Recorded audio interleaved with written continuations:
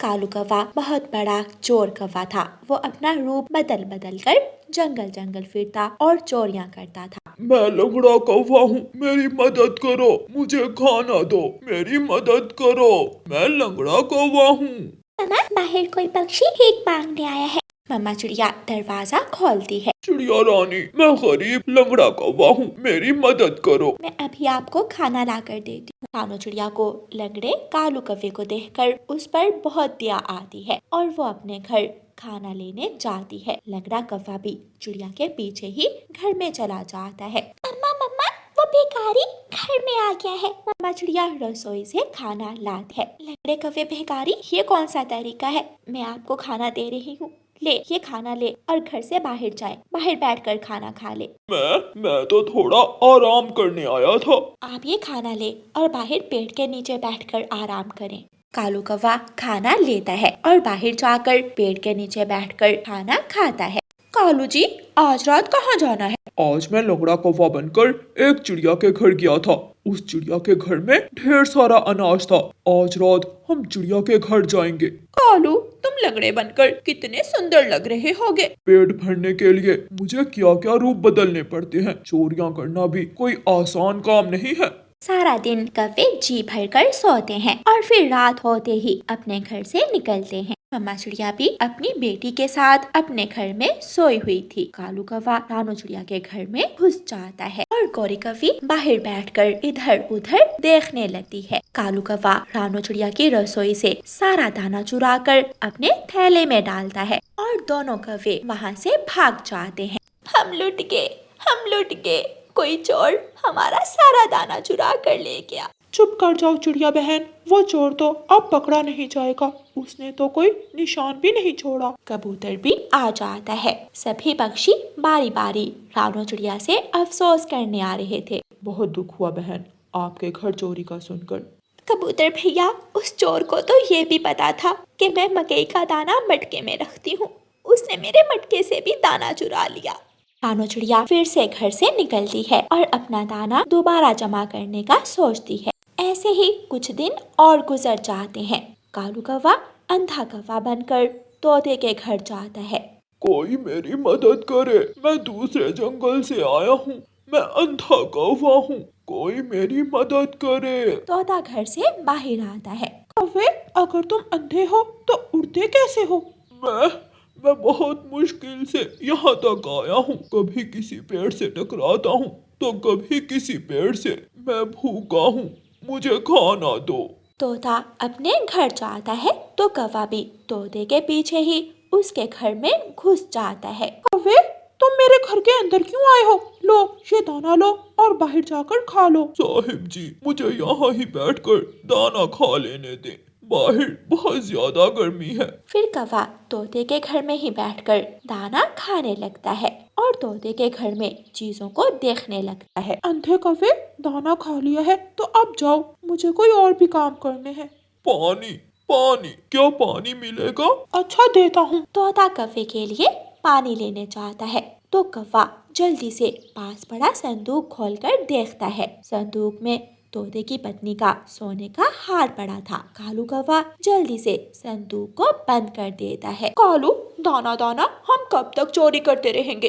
कोई बड़ा हाथ मारो, फिर ही हम जंगल के अमीर कौवे बनेंगे। गोरी, आज मैं एक तोते के घर गया था। आज मैं तोते के घर में एक सोने का हार देखकर आया हूँ। सोने के हार का सुनकर गोरी कौवी तो खुशी से नाचने लगती है। सोने का हार? कालू जी, ये तो मेरी बचपन की इच्छा है कि मेरे पास सोने का हार हो। जल्दी से सो जाओ, नींद पूरी करो, आज रात हम तोते के घर जाएंगे। कौवा और कौवी सो जाते हैं। रात हो जाती है। दोनों कौवे तोते के घर की तरफ जाते हैं। कालू कौवा खिड़की के रास्ते तोते के घर में घुस जाता है और गोरी कौवी बाहर बैठ जाती है। कालू कौवा आहिस्ता से संदूक खोलता है और संदूक से सोने का हार निकाल लेता है। कौवा जैसे ही पलटता है, पीछे पड़ा कांच का गिलास नीचे गिर जाता है। तोते की आंख खुल जाती है। कौन कौन हो तुम? चोर चोर चोर! कौवा भागने लगता है लेकिन तोता खिड़की बंद कर देता है। भागकर कहाँ जाओगे चोर के बच्चे? कालू कौवा पकड़ा जा चुका था। वो डर के मारे एक कोने में लगकर बैठ जाता है। मैं तुम वही हो ना, अंधे कौवे जो दिन में मुझसे खाना लेने आए थे? मैं एक बार सुबह होने दो, फिर तेरी मामा देखेंगे। गौरी कौवी तो अपने घर भी पहुंच चुकी थी। पकड़ा गया, कालू जी पकड़ा गया। अब ना जाने कालू के साथ क्या होगा। सुबह हो जाती है। तोता सबको बुला लेता है और कालू कौवे को घर के बाहर पेड़ से बांध देता है। अरे ये तो वही कौवा है जो मेरे घर लंगड़ा बनकर आया था और मेरे पास बहरा बनकर। ये कल मेरे घर अंधा बनकर आया था और रात मेरे ही घर चोरी करने आ गया। मारो मारो इसे। सब पक्षी चोंच मार मार कर कौवे की खूब पिटाई करते हैं। गौरी गौरी मुझे बचाओ। लेकिन गौरी कहाँ आने वाली थी। कौवा मार खाता है और आइंदा से चोरी ना करने का वादा करता है। फिर पक्षी कौवे को छोड़ देते हैं। कालू कौवा रोता हुआ अपने घर चला जाता है। कालू क्या क्या मारा है उन्होंने? हाँ मारा है, और तुम मुझे वहाँ छोड़कर भाग आई। कालू जी आपने तो पिटना ही था। मैंने सोचा अगर मैं पास गई तो मैं भी पिटूंगी। मैंने भी आज से चोरियां छोड़ दी हैं। बस बहुत हो गया। चोरी का माल खाते सब हैं और सजा हमेशा चोर को ही मिलती है। प्यारे दोस्तों, ऐसे कालू कौवा चोरियां छोड़कर अच्छा पक्षी बन जाता है। और प्यारे दोस्तों, इस कहानी को लाइक, अपने दोस्तों के साथ शेयर और चैनल को सब्सक्राइब करना बिल्कुल मत भूलना। आपका धन्यवाद।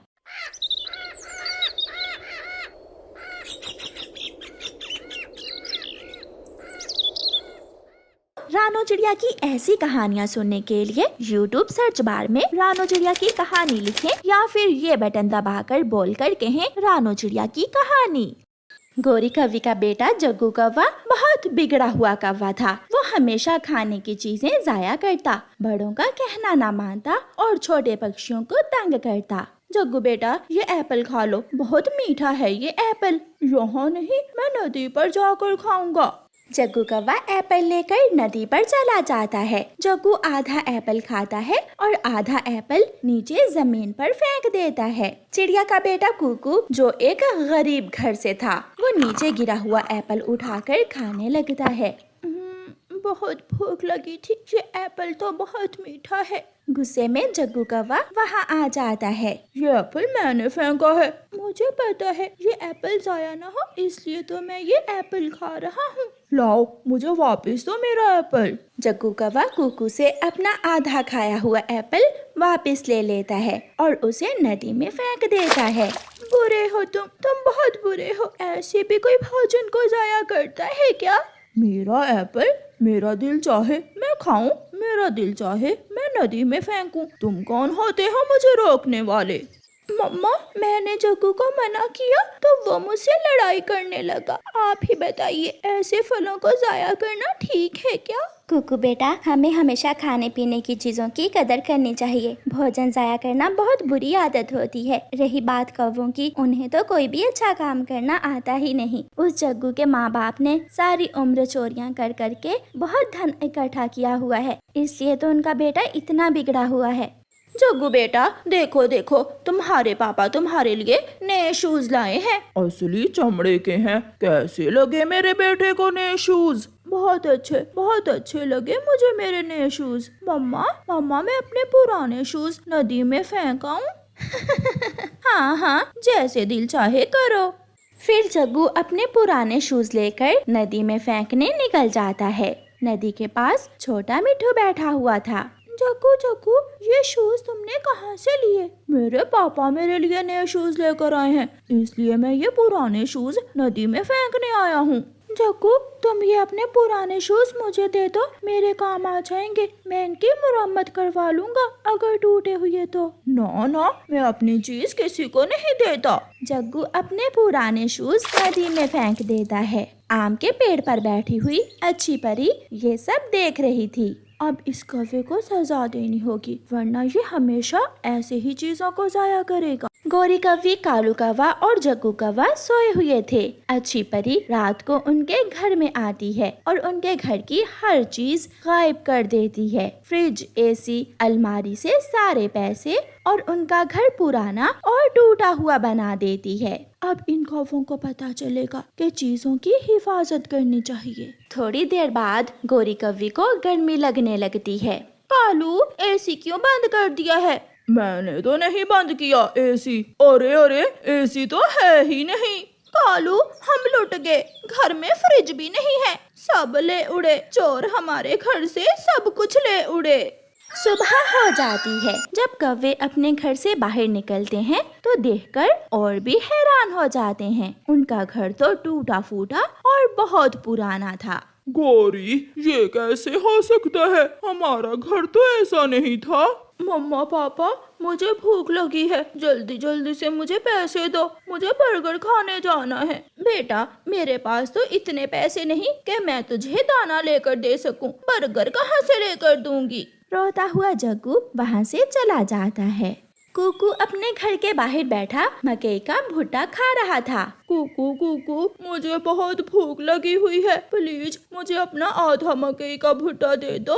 तुम बहुत बुरे कौवे हो, तुम मुझसे मेरा भुट्टा लेकर नदी में फेंक दोगे। नहीं कुकू, आज रात पता नहीं कैसे हुआ, हमारा घर भी बहुत पुराना हो गया और मम्मा पापा के सारे पैसे भी किसी ने चुरा लिए। फिर अच्छी परी वहाँ आती है।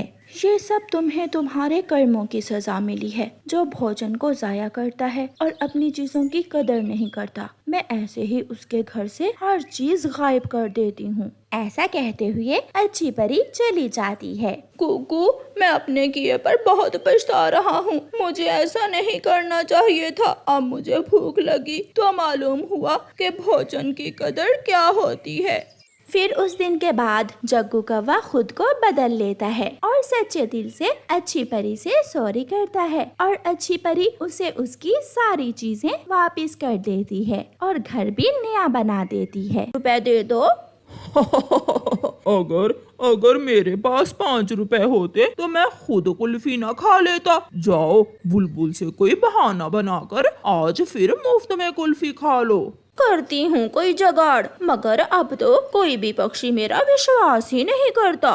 फिर गौरी कौवी अपने घर से निकलती है और बुलबुल की दुकान पर जाती है। बुलबुल बुलबुल, तुम्हारे घर के बाहर तुम्हारी माँ खड़ी है, दरवाजा बंद है, वो बेचारी धूप में जल रही है। हाय, मैं मर गई, मेरी माँ मुझसे मिलने आई है और मैं यहाँ बैठी हुई हूँ। गौरी कौवी, तुम यहाँ थोड़ी देर बैठो, मैं अभी माँ को घर में बिठा कर आती हूँ। बुलबुल गौरी की झूठी बात को सच मानकर अपनी दुकान से घर जाती है।